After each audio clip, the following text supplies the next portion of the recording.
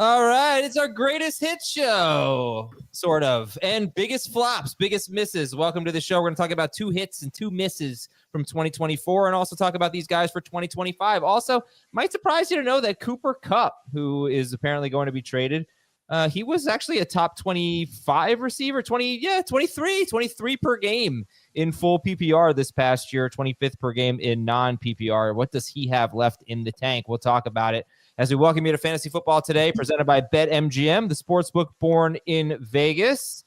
It's the full gang is here. Adam, Dave, Jamie, and Heath.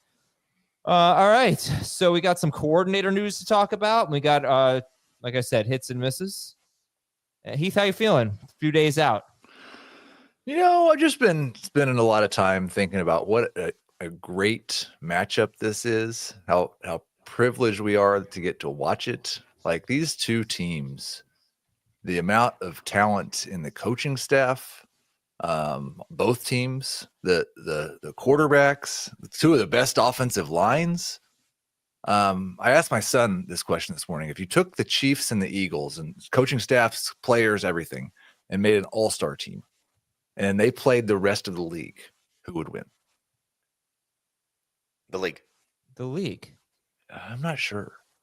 Wait, what did you say? You got the best quarterback in the NFL. You got the best running back in the NFL. You have the best offensive line. The offensive line would be better than the league's. This is a joke, right? No. There would be... Yeah, Chris Jones and Jalen Carter both on the defensive line. This is ridiculous. Like I think people really undersell how special this Eagles. He's not facing the NFL. Oh, I guess it's the Chiefs. Yes, he missed the 2021 game with the Giants. He had the ankle injury. So the Chiefs is the only team that he has yet to face in the NFL. Trying to think anything else. So far, I'm just through quarterbacks and running backs. Receivers will be up today. Trying to think. That's so interesting. I remembered the Daniel Jones interception in that Chiefs-Giants game. I think it was a Monday night game. You could have just said, I remember the Daniel Jones interception. Absolutely pathetic. Did you know that fumble too? Nick Sirianni is the winningest coach by winning percentage amongst all active coaches? No. Like 705 winning percentage in his career. The only coach over 700. Did you know that for a fact, it's arguable that we talked about this on Monday at the very end of the show. The Chiefs are not better than the Eagles in any single position. Quarterback. It's a fact. It's arguable. That was the joke. It's a fact that it's arguable. But you could argue that based on the season they just had, that Hurts is the better quarterback. The last 2 seasons. And you're going to argue that Dallas Goedert's better than Travis Kelce? Yes. Well, first of all, I wouldn't argue that. I would give Mahomes the edge there. But, based on you want to use, yards per target and stuff like that, who's been better this year? Definitely. I'm going to guess it's Goddard. Yeah. You could argue that. These 2 teams were 1 and 2 in fewest fantasy points allowed to running backs in the season. And the Eagles, including the playoffs, have allowed the fewest total touchdowns to running backs this season. Okay. Yeah. Eagles are better and Chiefs are going to win. We know this. All right. Let's. Well, no. In this century, every team traveling west for the Super Bowl location has won. What? Yep. That's bizarre. The other stat, I think I gave this last week. There's been 3 previous rematches of quarterbacks in the Super Bowl, and the quarterback who won the first one is 3-0. I can't think of the third. It's Eli versus Brady. I'm guessing Aikman versus Jim Kelly, and I don't know, maybe something from the 70s or the 80s. I don't know. But think about it, folks. All right. Anyway, it seems like we're having some audio issues on YouTube, so we'll take a look into that. But in the meantime, let's go through our news and notes. Dave, you're very quiet today. What do you think about Cooper Kupp? You're gonna have to talk for 10 minutes. Go. Talk for 10 minutes about Cooper Kupp. 1 minute. It's over for him, man. He's not the same guy that he was 2 years ago, 3 years ago. Whoever acquires him is going to need the Rams to eat a lot of that salary. And he's basically a glorified tight end at this point. I don't see him being rejuvenated and having an explosive element to his game again. That being said, Heath made a good argument for 3 teams to get into the bidding for Cooper Kupp, but I'd be shocked if they gave up anything more than a day 3 pick.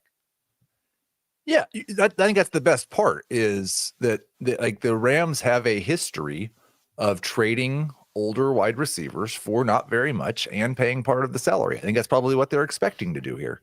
So if you can put him in a position on a team with a good young quarterback and a great deep threat where he gets to go be the number 2 option, I think he could still be a number 3 fantasy wide receiver.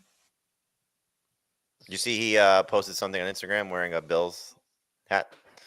I don't know if I love that fit, but that would be like that obviously be great for Josh Allen, maybe. But I don't be great for Shakir or Kincaid. I think Khalil Shakir might. I don't know. We just saw an old receiver with him, and it wasn't very good with Amari Cooper. Right. Like my choices, Adam, and you can just poo-poo all of these, but my choices were Washington, with Terry McLaurin as the one, so he didn't have to be the one there. My second my third dark horse was Cincinnati if T. Higgins leaves. That was fun. And then the other one, I love Jacksonville. They'd have to cut Christian Kirk. I can't remember the third one, but I think he'd be fine as a number 2 short area target. Yeah, Jacksonville wasn't on the list because they're already spending too much money on their wide receivers. So, like, here's the question. If Jacksonville has to cut Christian Kirk to get Cooper Kupp, is that an upgrade for them? Going from Kirk to Kupp? No. I wouldn't be surprised if Liam Cohen thinks it is. Liam Cohen might think that it is, but just if you're looking at the talents, I agree with Jamie. I don't think it's an upgrade. And then I think about all the receivers that are in this draft class. There are a lot of receivers that can be okay, good hand slot types that can replace Cooper Kupp in LA if LA even wanted to do that. They've got Jordan Whittington there. He could be the guy that ends up replacing Kupp. He did that already. So I don't know how big of a market there's going to be for Cooper Kupp. I've got him in our dynasty league. I am very worried that he's going to sit on my bench the entire year. So yeah, I don't know if anybody has watched any tape of Cooper Kupp lately. I did yesterday. I said this during the season. I just think he looks really slow. But he can also he's crafty, right? He's crafty. Mm-hmm. I think if somebody gives you a little hope for Cooper Kupp, it's Keenan Allen. And to a lesser degree, Adam Thielen. These guys, they're not what they used to be, but they're still like savvy. Yeah, go ahead. Houston was the other one. Houston. What also could make some sense is just because Josh McDaniels is there is New England. Yeah. I don't know if he's going to be scheme dependent or not, but the Rams are just really good at getting at scheming guys open, right? Like the Packers are really good at that. So I'd like to see him go in the McVay tree. That would be, for me, that'd be something I'd be looking at.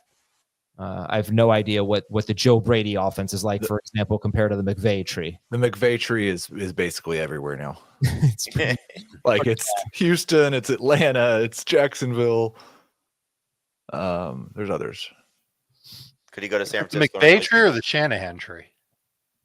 Both. Yeah, I would say those guys were all Rams guys, but yeah, right. Well, Houston makes sense, right? They have the Rams passing game coordinator, right, as their new offensive coordinator. So, all right, that'd be interesting. Okay, that's Cooper Kupp. Myles Garrett also wants to trade. He's requested Cooper Kupp. I wouldn't say wants to trade. They're going to trade him, but Myles Garrett has requested a trade. We got some coordinator news. We got the Jets going through the Detroit tree now. They're hiring Tanner Engstrand as their offensive coordinator. He has not called plays in the NFL. He was their passing game coordinator for Detroit. Detroit, meanwhile, obviously they must have felt pretty good about John Morton. John Morton was the passing game coordinator for Denver. You'd think Detroit, maybe they would have hired in-house, but they went out of their house to Denver, and they took John Morton, who has previously worked with Dan Campbell in New Orleans and in Detroit. He called plays for the Jets. They didn't have a great roster that year, and they were 24th in points per game. Tampa Bay stayed in-house. They promoted passing game coordinator Josh Grizzard to their offensive coordinator spot. And we thought the Raiders were going to hire Darrell Bevell. They did not. They hired Chip Kelly, who was Ohio State's offensive coordinator, but also was a head coach in the NFL for 4 years and was really successful Chip Kelly, with 3 years with the Eagles and then not successful in 1 year with the 49ers, but he took over a team that the previous year they were last in the NFL in scoring. They ended up 27th in scoring in his year. And then you had the Jaguars hiring a defensive coordinator. We don't care about that. The Cowboys hired Arizona offensive line coach Clayton Adams as their offensive coordinator, but Brian Schottenheimer will be his offense. So the Jets going with Tanner Engstrom from Detroit. The Lions bringing in John Morton from the Broncos. Tampa Bay promoting in-house Josh Grizzard. And the Raiders hiring Chip Kelly. Jamie, what stands out to you there? I hope Chip Kelly gets some players because it's going to be fun. As you said, a lot of staying in-house. The Detroit situation, I don't love. Right. I was hoping they would stay, with a similar, stay in-house, I guess. And they had some options. The Jets coordinator now was, I think the favorite. David had mentioned that for a long time, that it seemed as if he was going to be, I'm not going to pronounce the last name, but Tanner, whatever, was going to be the guy that was going to replace Ben Johnson. So hopefully nothing dramatic happens from a negative standpoint in Detroit. But I'm excited to see Chip Kelly back home, plays in the NFL. He did a great job at Ohio State. Obviously, he had some of the best players in college football. Hopefully that continues for the Raiders. But he was, he's definitely going to get the most out of his players, and I think it's going to be a good thing for Brock Bowers. Is anybody concerned about the Lions? I've actually read an article about John Morton that was heaped praise on him, had a lot of quotes from different players talking about how influential he had been for them, and he'd been very successful in a lot of spots. And again, if the Lions went out of their system, out of their house to bring in this guy, that I think that says something about his credentials and just how much Dan Campbell likes him. I said he worked with him in 2 different spots, including Detroit in 2022. Dave, your thoughts on the Lions? I remember talking to a player about him once upon a time who had Morton as his receivers coach in college. And he was, again, heaping praise, lots of positivity about him, just about getting his players prepared, West Coast offense type. So I don't really think a lot's going to change with how the Lions operate. I don't think they're going to get a whole playbook dropped into their lap from this guy. He'll adjust to what Ben Johnson was calling there. And I was surprised that Engstrand didn't get the job. But Engstrand's going to the Jets. He'll run that same type of offense. He's got some experience calling plays in the XFL, not the NFL. Clearly not the same thing. Engstrand also called plays for the Lions in the preseason. But as for Morton, I think the talent will win out there. Obviously, there's so many great players in Detroit that it's hard to believe that they're going to take a dramatic step backward because of Morton calling the plays. I wouldn't say a dramatic step backward, but like we've seen them be arguably the best offense in the NFL for the last 2 years. And so I think you should probably expect some step backwards. Yeah, I should mention he also worked. So he was a senior offensive assistant during Ben Johnson's first year as offensive coordinator. And he was an offensive coordinator in 2017 for the Jets. Right. Yeah. And they didn't have, like I said, they didn't have great talent. What did they have? They had Mark Sanchez. No, that was Josh McCown, I think. They had Josh McCown. Yeah. They had Josh McCown. They had Matt Forte in his last season, a little bit of Bryce Petty at quarterback. Robbie Chosen led the team in receiving with 941 yards. All right. Enough about that. What's coming up on Fantasy Football today? We've got a show tomorrow where we're doing a mailbag. So if you want to send us a question, email us at fantasyfootball@cbsi.com. Fantasyfootball@cbsi.com. That's the letter I. Or leave us I won't get your Apple Podcast reviews before the mailbag. So you can do it. That'd be great, but it won't be read on tomorrow's show. We've got a Friday Super Bowl preview. It's not going to be, it'll be DFS, but we're just going to talk football. Sunday after the game, Jamie and I will be on to give our thoughts on the Chiefs win. Although I actually think I'm going, you know what? I really think I'm going to pick the Eagles. I think I'm going to pick the Eagles. That's kind of where I'm leaning, right? I keep saying the Chiefs are going to win, but you know what? I think the fact that the Eagles have been there before is going to help. I like the experience, and I do think the Eagles are going to get the calls this year because like there's just too much scrutiny on the Chiefs. So on the officials, rooting for the Chiefs. So that's kind of where I'm at, but we'll see. I think I heard a prop. There's a 1.5 roughing the passer on Mahomes. Oh, under for sure. Under? Yeah. I'm telling you, they're not getting any calls. They're sick of the narrative. It's going to work against them. It's going to work against them. I just don't. Yeah, and this could be wrong, but I just don't think those officials, like, they might be thinking about it now or irritated by it, but I just don't think when they get into the game, they're going to be thinking about that at all. It's going to be human nature. It's going to be on the back of their mind. Yeah, This is not part of my prediction, by the way. This is just like a stupid thing that I'm thinking about. I mean, I think probably what truth is, if it's a 1-score game, the Chiefs are going to win, and if it's not, the Eagles are going to win. Yeah, it's probably going to be a 1-score game. So we'll recap it on Sunday night, which means we will not have a Monday show. That will be your Monday show. Hey, listen, if you haven't signed up for BetMGM yet, the Super Bowl is right around the corner. Just a good time. Use the bonus code FANTASY, and you're going to get up to a $1,500 first bet offer on your first wager with BetMGM. Download the BetMGM app and sign up using the bonus code FANTASY. Deposit at least $10 and place your first wager on any game, and you'll receive up to $1,500 in bonus bets if your bet loses. Just make sure that you use the bonus code FANTASY when you sign up. We'll be right back on Fantasy Football Today.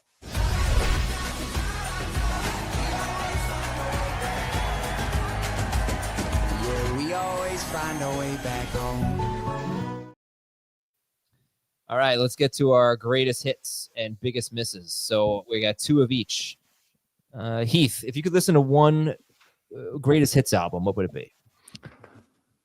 Well, there's a lot of great choices, but I'll go with I had a 3-disc set of Led Zeppelin back in the day that my brother stole from me.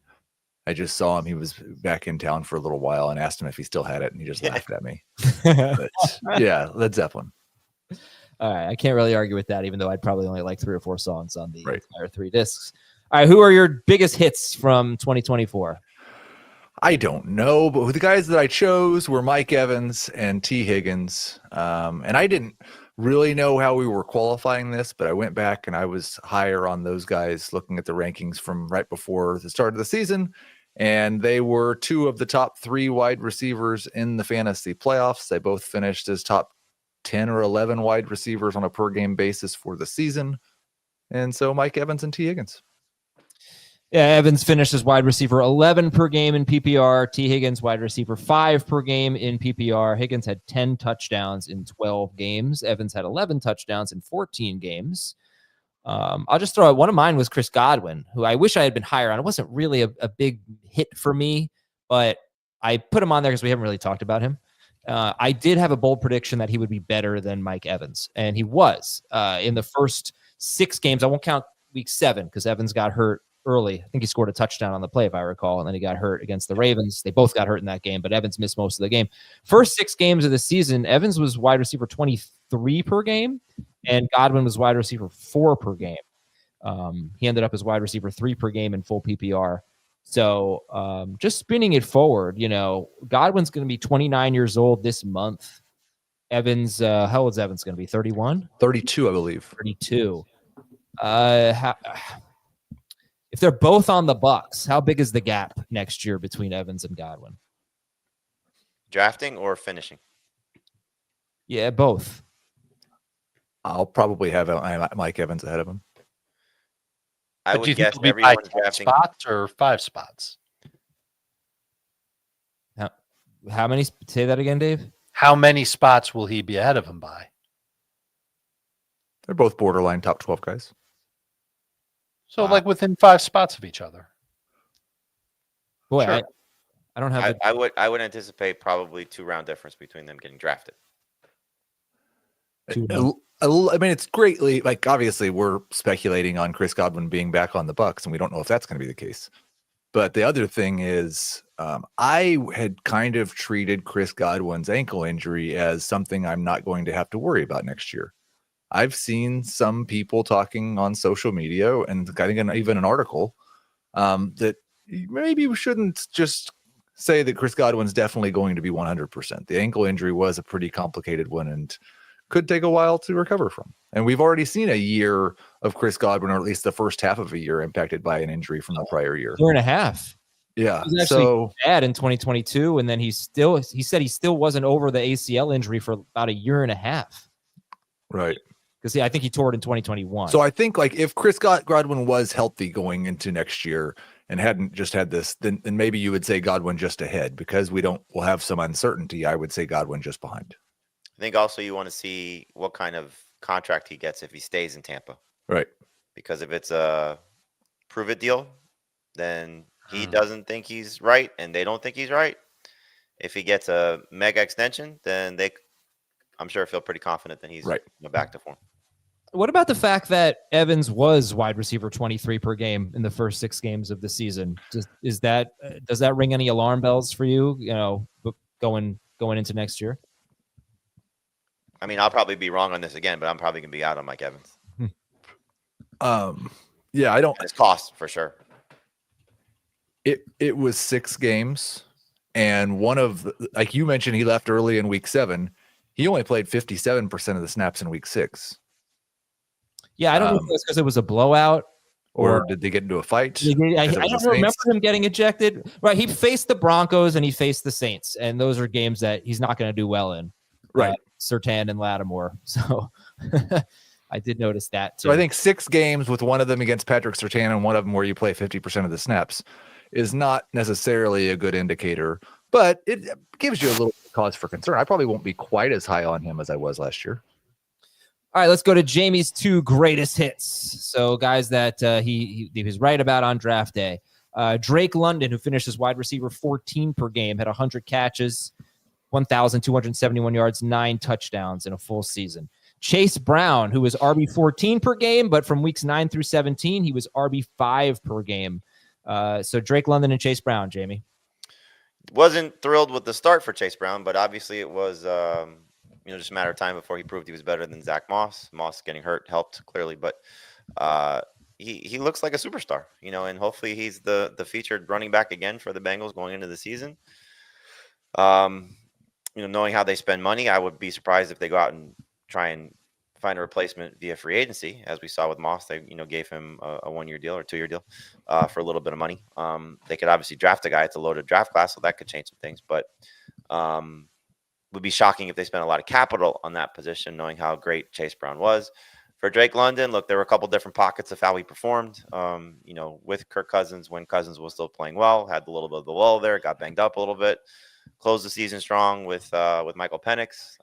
Darnell Mooney getting hurt at the end of the season helped.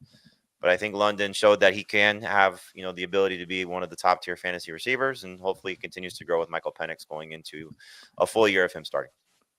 One of my favorite Chase Brown stats from the year, from week 9 through 17, he played 80% of the snaps or more in every single game. He averaged 20.6 PPR points per game on 23.6 touches per game. The hope is, I am certain that they're going to add a running back. The hope is they spend a day 3 pick on a running back, and they really just keep Chase Brown in the fold as their main guy. I will say both Brown and London were guys who I think when we sent our top 12s back in the end of December, early January, I didn't include. And both of them are guys that, as I'm building out my 2025 projections that I will publish next week, early, way too early, they were both inside the top 12. So, yeah. Okay. All right, Dave, you've got Terry McLaurin and Brock Bowers as guys you were right on. McLaurin, wide receiver 16 per game in PPR. And Brock Bowers, tight end 2 per game in PPR. I won't even ask a question. I'll just let you talk about them. Go for it.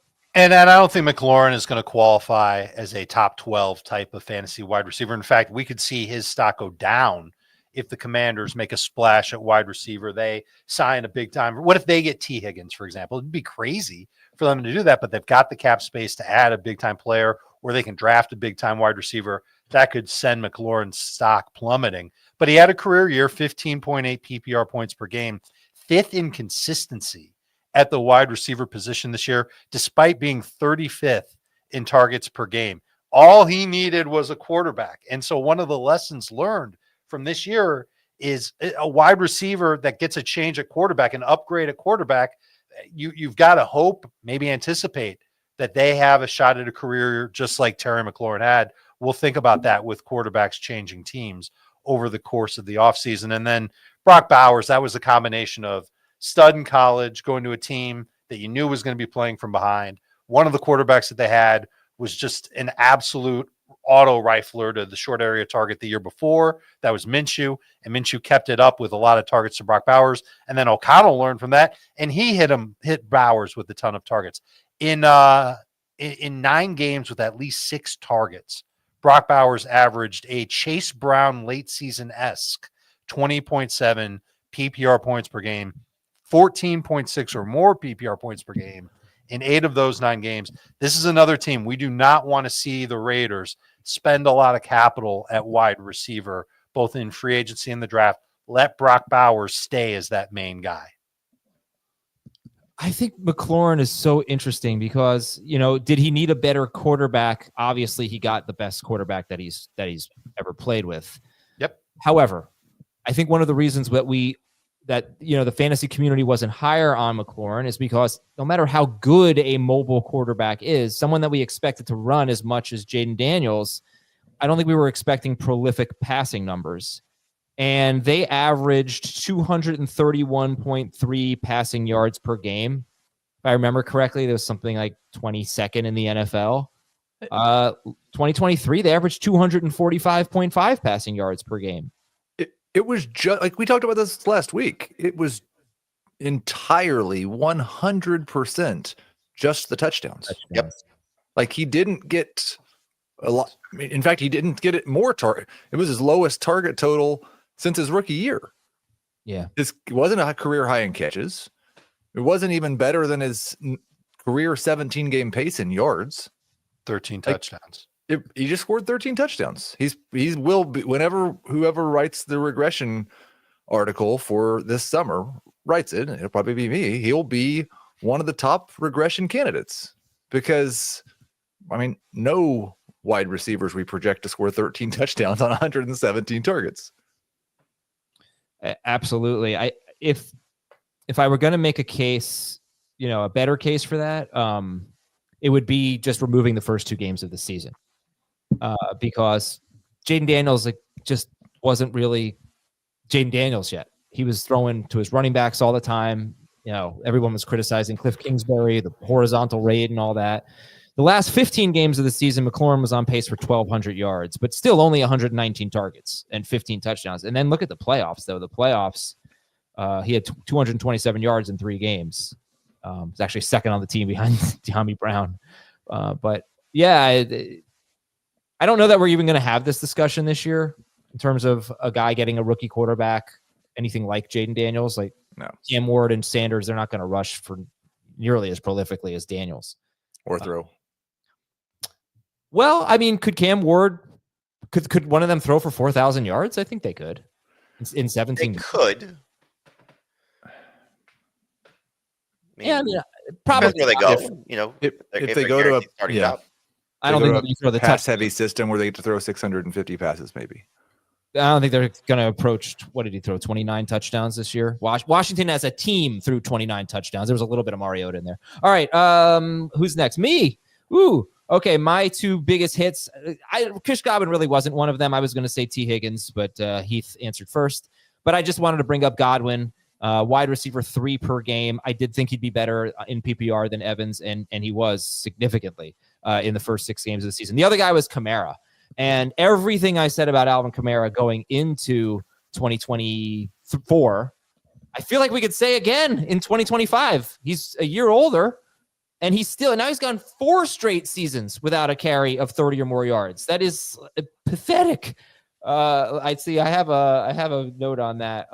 Let's see. Lack of big plays. Yes. So his longest run was 24 yards. He has not had a run longer than 30 yards in 4 seasons. Saquon Barkley had 10 carries longer than 30 yards in 2024 alone. There have been 107 running backs with at least 1 carry of 30 or more yards since 2021, and Alvin Kamara is not one of them, despite being 7th among running backs in carries. It just doesn't matter. And the reason I liked him was because I thought he had 0 competition. He's a franchise legend, and Dennis Allen could not stand Kendry Miller, basically, going into the year. There was no competition. Does that change this year? Because if there is some competition, if Kendry Miller shows enough, I could see him Tank Bigsbying his way into a role that is annoying for Alvin Kamara. But I kind of want to be out on Kamara, but I don't know if I should because he actually had a better year. Some of the metrics were really good, and they had a good offensive line last year. That is something that changed. Their line stunk for 3 years. They've kind of nailed it with their offensive line a little bit. They've gotten a lot better. I mean, they were top 10 in run blocking on PFF. They were 14th in run block win rate on ESPN. Their rookie left tackle was a success. But anyway, it's better than it used to be. So I don't know if anything changes for Kamara. I know he's going to be 30, but like, what's different? I still think he could be a top 10 running back per game. Not good. Yeah. First of all, I remember when the offensive line was healthy at the beginning of the year, that offense was awesome. And then once they took on even one injury, it was McCoy, I think, that got hurt first. Everything completely collapsed. But Kamara kind of overcame that.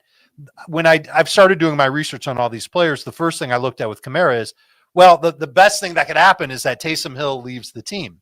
Hill's 35 years old. He's coming off of a torn ACL, and the Saints can save some cap space if they cut him. He averaged 14 PPR points per game in 6 games without Taysom, 22.7 in 8 games with Taysom. Riddle me that. Yeah. I don't know how that happened, but I do think, obviously, anytime you can eliminate somebody stealing touchdowns away from Kamara, it's going to lead to a good thing. The key is his targets and his catches, especially in full PPR. He averaged over 6 per game. And so if he continues to be used in that role in New Orleans, then it's easy to look at him and say, okay, he could be a top 10 fantasy running back, and you're not going to draft him like a top 10 fantasy running back. I think that the Taysom Hill stat is greatly influenced by the fact that Alvin Kamara had a 180-yard, 4-touchdown game in week 2. And He loved playing Mike Zimmer. That was basically the reason that he was a top, like he was a really good running back on a per game basis. If you look at towards the end of the year, it was really, really gross. And it's the second year in a row that he basically did nothing for fantasy managers in the playoffs. 30-year-old running well, right. But he has missed multiple games, 3 of the last 4 years, and he's a 30-year-old running back. Yeah. So, well, give me round 4. I mean, Brett's probably where he's probably going to be a 3rd or 3rd or 4th round pick, and for the period of time that he's healthy, he's probably going to be a good value there. All right. That's it for the hits. So to recap, for Heath, it was T. Higgins and Mike Evans. For Jamie, it was Drake London and Chase Brown. For Dave, Terry McLaurin and Brock Bowers. And for me, Chris Godwin and Alvin Kamara. How about our biggest misses of 2024? We'll tell you after this on FFT. One of golf's elite courses, Quail Hollow, hosts the game's top players at the PGA Championship this May on CBS. All right, Dave, I'm going to let you start. 2 biggest misses. You said Devon Achane and Chris Olave. Olave is an easy one to break down. He got hurt.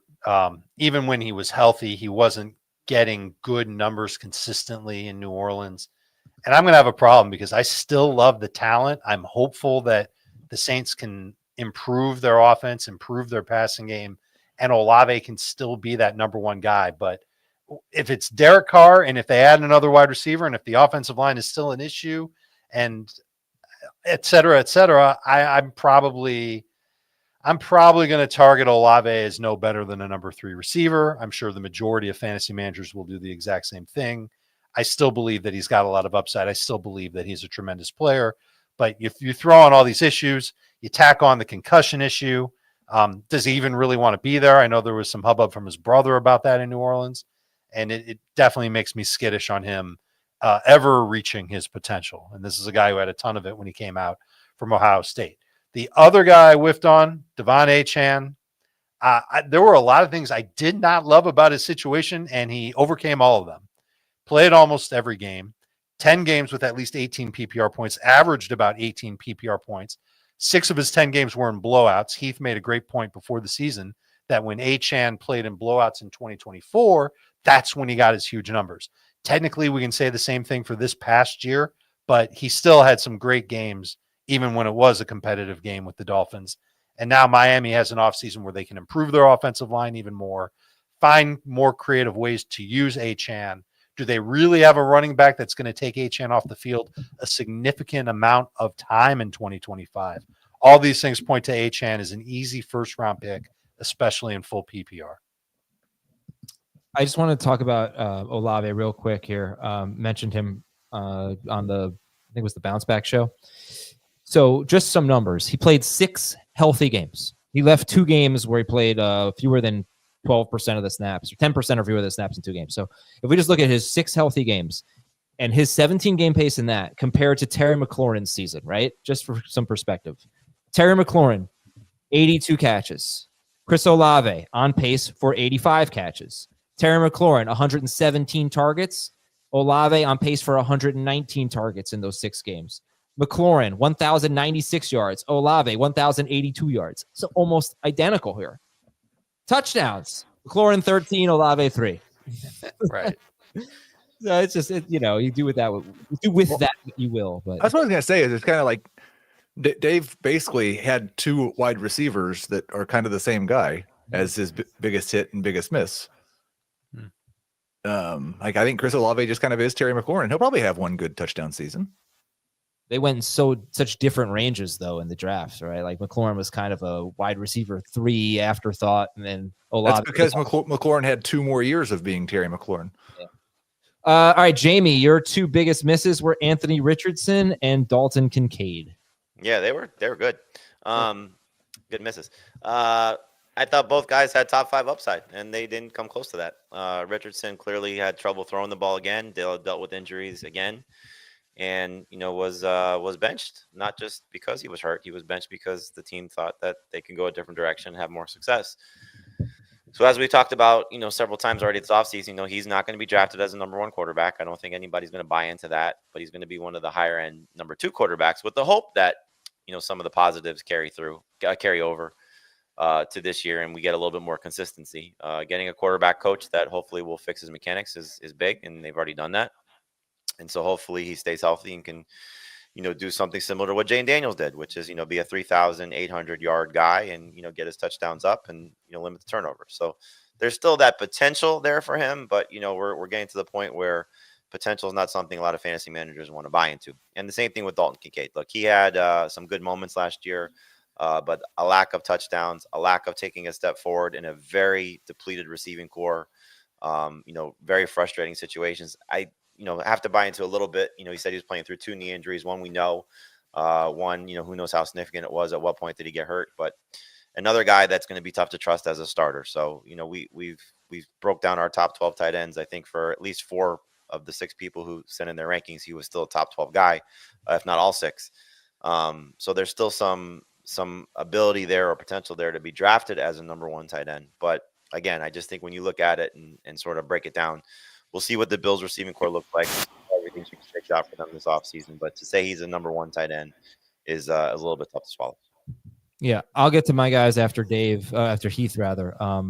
But one of my guys was Amari Cooper, and I was just trying to read a little bit about Amari Cooper and what went wrong. I found a quote from GM Brandon Beane of the Buffalo Bills, and he said, "You guys kind of know the mantra that was established this year by Josh and Joe Brady of everybody eats. Adding Cooper was not going to get away from that, but does that take a little pressure off of Shakir, Knox, Kincaid, the run game, all that? So I do not regret the move. I think it did help us. I think it did help us despite what his personal numbers were." That was about Cooper. But really, it was the everybody eats thing that really stood out. And I guess that was just the philosophy that, according to Brandon Beane, that Josh Allen and coordinator Joe Brady established. So, but that didn't really happen. Josh Allen and James Cook ate. All the wide receivers and tight ends were mediocre to worse. Yeah, but even you've talked about like James Cook not having the snap share of a typical. Right, he just scored a bunch of touchdowns. Right. Yeah, but in terms of distributing playing time, distributing targets, does it look like an everybody eats kind of thing? Shakir eats first. Everybody plays. Like eats means something. Like I think if you're comparing it, let's say Detroit, where you had, 5 skill players contribute in a big way, certain points of the season, versus Buffalo, which didn't really do that. I guess the philosophy would be is like, yes, everybody plays, but there's not one player to focus on getting, the majority of stats aside from the quarterback. So All right. Okay. it's also potential philosophy for the offseason. Are they going to be aggressive in getting a number one receiver? Is that? Yeah, I'm just wondering if that quote, if they do get a number one receiver, we're going to go back to that and be like, oh, well, maybe this isn't a great spot for him. But I think if they had one who was good enough to earn the targets, they'll get him. I mean, maybe it's Coleman, and they have that guy. Maybe. All right, Heath, you two guys for you, or the two older running backs who were awesome this year, Saquon Barkley and Derrick Henry. Yeah, and we've talked about this and rehashed it. But they, like, everything that we knew about running backs and age curves and everything that we knew about older running backs and changing teams, this group of running backs just completely flipped on its head. And they were league-winning running backs, and I didn't just draft them. I don't know what more there is to say about it. Now, the way I think the Kamara issue brings up a good question, and we'll have to debate this throughout the summer. But has anything changed? Was it a 1-year blip? We saw the league go a little bit more run heavy. We saw Barkley and Henry really used as feature backs. But, I mean, I can't imagine that the amount of tread that Saquon Barkley, the number of touches he had in the regular season and playoffs, again, historically speaking, we've always said, yeah, those guys are going to be a lot worse next year. So do we just view Henry and Barkley as unicorns that we don't apply historical precedents to? Or are running backs going to age better and last longer than they have historically? Barkley is scary because the history of running backs for 2,000 yards is awful the next year. I think he's going to be worse. I think it's 1.2 yards per carry or worse for every running back. I'm pretty sure. I have to do this research. I should just do. I've done it before. I forgot. But like Henry still had a really good fantasy season. Unless he didn't get hurt the following year, did he? He got hurt the following year. Oh, he did. All right. Well, yeah. So he's the ninth guy to do it. I mean, we spend more time doing this later, but he's the ninth guy to do it. Two of them got significant injuries the following season: Terrell Davis and Derrick Henry. All of them dropped by 500 yards or more the following season. Touchdowns, I think, for a couple, like Eric Dickerson, I think dropped by maybe a touchdown or two. The touchdowns were relatively close. I'm sorry, maybe Barry Sanders did not drop significantly, but 6 of the 8, I think, were 500 yards or worse. It's not great. Okay, that's good. Sorry, I'll let you go in a second. Yeah, that is a good point. I'm not trying to dispute it. I'll just say Derrick Henry was the number one running back per game. He only played 8 games that year. The following, after the 2,000-yard season, he averaged 23.4 PPR fantasy points per game, which is probably a career high for him. It is by 2.5 fantasy points. He is actually better per game the following year than he was, the 2,000-yard season. But I can't ignore the fact that I think also Barkley is the oldest to do it. Oh, really? Wow. Don't hold me to that, but I think he's the oldest to ever get 2,000 yards in the season. Did it at 27 years old. Barkley's had 2 years already with over 350 touches. The following seasons, he missed at least 3 games in each of the seasons. Still had good years for fantasy, but not amazing years. One was his second year in New York, 1,441 yards, 8 touchdowns. The second one, also in New York, it was 2023, his last year in New York, 288 touches, 1,242 yards, 10 touchdowns. Those are each coming off of seasons where he had over 350 touches. He's already at 411 carries with the Super Bowl to go. So you could easily make the case that he's being overworked into February. People are going to run to him because of the year that he had. But I'm not sure if it's a great idea. At bare minimum, if you draft Barkley in round 1, hopefully there's a good backup, maybe an improved backup. Could be Will Shipley in Philadelphia, who you take with one of your last picks just to kind of lock up that backfield, hoping that that system will create good production. I don't know if it'll work out for Shipley to 50% of how it worked out for Saquon Barkley, but it's something you could try and do in safeguard if you just can't help yourself and you take Saquon Barkley with the 101, for example. Okay. My two biggest misses were Amari Cooper. I was pretty excited about him as a really good number 3 receiver, good pick in the 5th round. Deserved to go, I thought, basically the same time as T. Higgins. We were all very high on T. Higgins. Their seasons couldn't have been any different. And Caleb Williams. So with Cooper, I'm just wondering if he has anything left. I think if you look at his circumstances, he probably had the worst quarterback in the NFL when he was on Cleveland. He had a guy who he was on pace. Deshaun Watson in the 6 games with Amari Cooper was on pace for 2,890 yards, 14 touchdowns, and 8 interceptions. He completed 61.3% of his passes, 5.1 yards per attempt. He was horrible. And then in Buffalo, Cooper, this was the other part of the quote from Brandon Beane. You're talking about a player who's never been in this offensive system. He's got to learn the playbook. He's never thrown with Josh Allen. You have to acclimate with your team, learn an offense. The games keep going. And so I think he did a great job of learning our offense, in fairness to him, in due time. He suffered the wrist injury, obviously banged his back and missed some games, but fought through it. Honestly, his wrist could have required surgery, and I feel sure that at least one of the doctors recommended it, but he wanted to keep playing. That's from Bill's Wire on USA Today, by the way. So, if I'm making excuses for Amari Cooper, Deshaun Watson was the worst quarterback in the world, and then he barely played and was playing hurt on a new team, picking up a new system. And the year before, if you took away the Dorian Thompson-Robinson games in 2023 in Cleveland, he was good enough to be wide receiver 6. He was so good. So obviously he's another old receiver. And I think if you watch his tape, which I did this morning, he's not really separating much. His open score on ESPN was terrible on ESPN Analytics. I don't know that he has much left. I know that these are tough circumstances for anyone, though. And he had one of the highest drop rates I've ever seen. He did. I don't know what to make of that. I mean, that was unusual for him. A horrible drop rate. So probably not much left. I maybe if he falls to like round 10 or something in the rights, I don't even know where he's going to be. Maybe he could be a value. And the other one was Caleb. I don't know. I don't really know what to say about Caleb Williams. You ruined him. I could blame the offensive coordinator maybe, but I don't know. Fault. I think I meant to bring this up with Cam Ward. One of the things that people were nervous about with Caleb Williams was that he did all these things in college that there's no way he was going to get away with in the NFL. And they were right.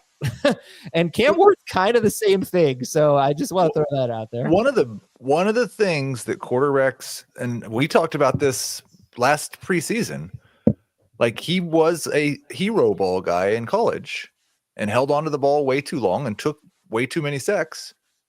And he led the NFL in sacks taken this year with 68. Yeah.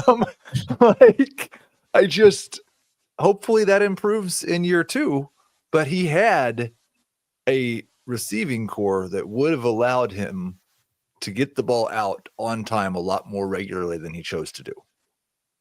Yeah, it should be a much better schemed offense, and it should be a better offensive line. And I would imagine that Ben Johnson will focus on Caleb Williams getting the ball out quickly. And he started to do more of that after Shane Waldron was fired. And in his final 8 games, he averaged 4 more fantasy points per game without Waldron than with Waldron. So there was gradual improvement over the course of the year. I would suspect that he will get a lot of steam and end up being a top 12 fantasy quarterback in ADP. Things just turned when you dropped him for Andy Dalton. Actually, Dalton was better in the short term, I believe, than Caleb. But I don't know. We didn't make the playoffs in that league. Yeah. Shocking. Yeah. Right. So that's it for today's show. We got a mailbag tomorrow. And yeah, again, fantasyfootball@cbsi.com. The letter I, fantasyfootball@cbsi.com. Mailbag tomorrow. Super Bowl preview on Friday. Super Bowl recap on Sunday night. Won't be immediately after the game. We'll try to get there as soon as possible. But again, thanks so much for watching and listening. And we'll talk to you tomorrow on Fantasy Football Today.